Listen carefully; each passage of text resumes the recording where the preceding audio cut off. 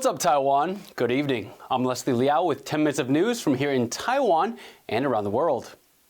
China's Air Force has sent 52 warplanes into Taiwan's air defense identification zone over the past 2 days.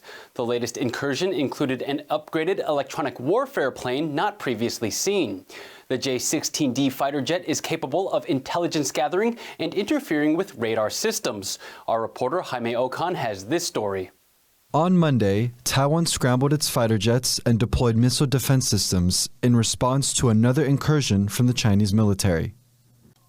13 Chinese planes entered the southwest corner of Taiwan's Air Defense Identification Zone, or ADIZ. This included 10 fighter jets, 2 bombers, and 1 radar plane that went further into the defense zone before circling back. Taiwan's government reiterated that it is closely monitoring activities across the strait. 研拟相关的应处作为与作战计划，透过部队演训时机来进行验证，强化国军防卫的作战能力，来确保国家的整体安全。For the first time, the group of Chinese planes that breached the ADIZ included the J-16D, an electronic warfare fighter which gathers intelligence and can jam radars. It was first exhibited in a 2015 air show. 伴随式电战机来讲，基本上可以对大概160公里以外的敌军那不管是地对空的或空对空的雷达进行一个干扰，像盖台这样一个方式呢，去掩护它自己本身的这个机队的这样一个作战。The rapid modernization of the China's People's Liberation Army, or the PLA, is raising concerns. 解放军一直吃美军的这种伴随式电战机的这个苦头，告诉美方说，今天过去你有的，我现在也有了，代表就是说大陆其实在空中作战上已经开始走向一种多机种，然后进行一个机种联合打击作战的这样一个态势。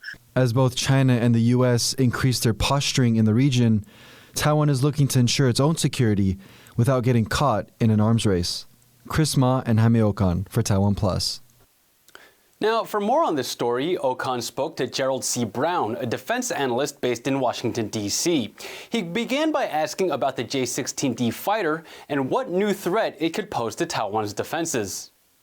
The J-16D, this is the first time that we've seen the J-16D not only in the ADIZ, but running any kind of operational mission as far as I'm aware. It's been revealed, like we saw at an air show last year, but it's the first time we've seen it really in action.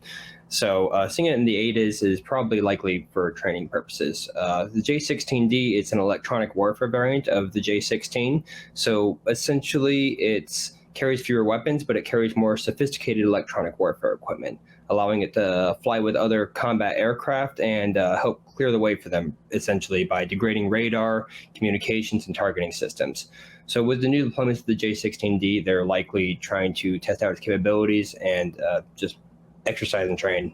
And what kind of a message is China trying to send with this latest incursion? So, of course, we can never be completely certain. But with these larger incursions, there usually does appear to be some kind of political element of it. In this instance, I would say it's most likely in response to the joint U.S. and Japanese Maritime Self-Defense Force exercises operating in the South China Sea area. Obviously, the United States has 2 carrier strike groups there, the USS Carl Vinson and the USS Abraham Lincoln, operating alongside the Japanese Maritime Self-Defense Force. The last time we saw a large incursion to this extent was in October of last year, which was a similar exercise going on between the United States Navy, Japanese Maritime Self-Defense Force, the Australian Royal Navy, and a few others. Joint military capabilities in general are very concerning for the PLA. It's far more difficult to counter military operating in unison. Taiwan's government on Tuesday reported 38 new cases of COVID-19 in the country, including 13 local ones. Health authorities have announced the opening of new quarantine facilities to help ease the burden on the nation's health system. And as Bing Wong reports, some cities are now canceling major festivals in the run-up to the Lunar New Year holiday, which starts this weekend. Another year without fireworks.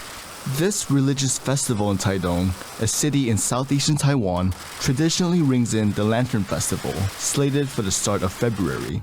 But it's been cancelled for the 2nd year running. 但是我拢甲因讲，为着这疫情严重，所以阮停办，怕我钱啊制服啦，所有费用拢付出去啊，所以讲来出去，安尼算算嘛，差不多有100万。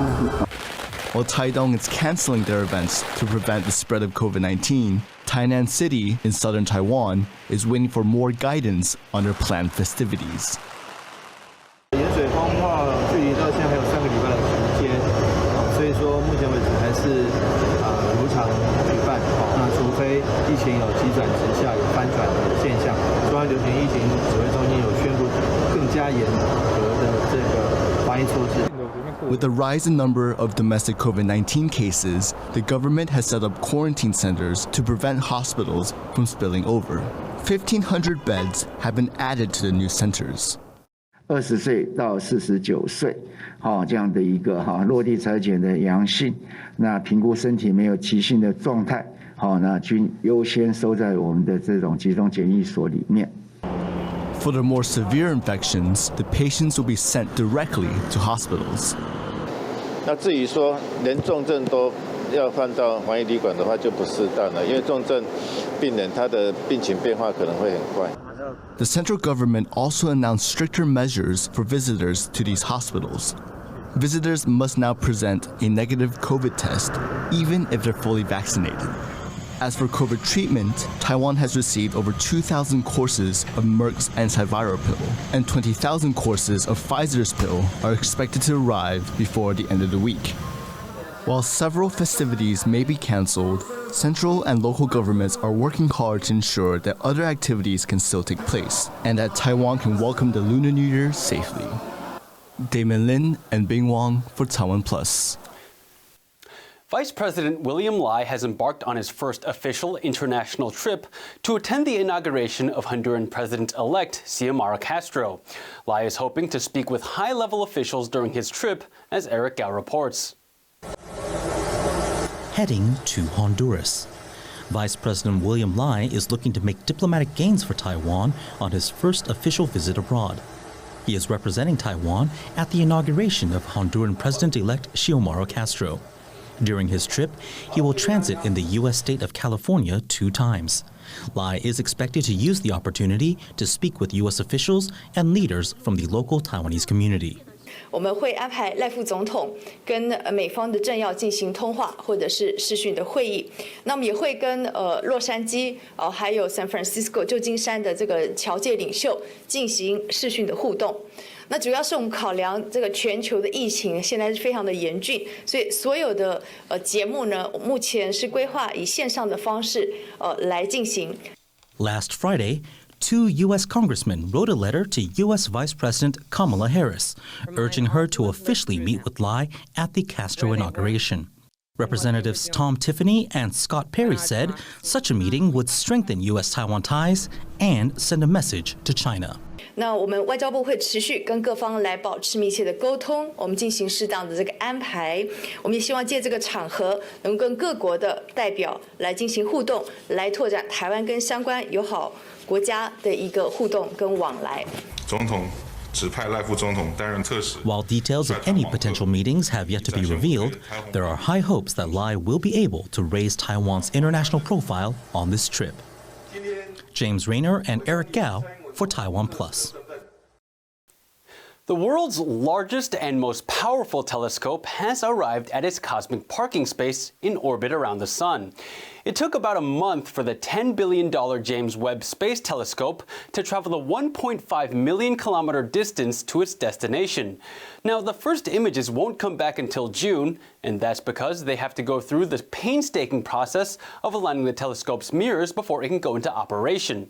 The giant instrument will allow scientists to look further back into the history of the universe than ever before.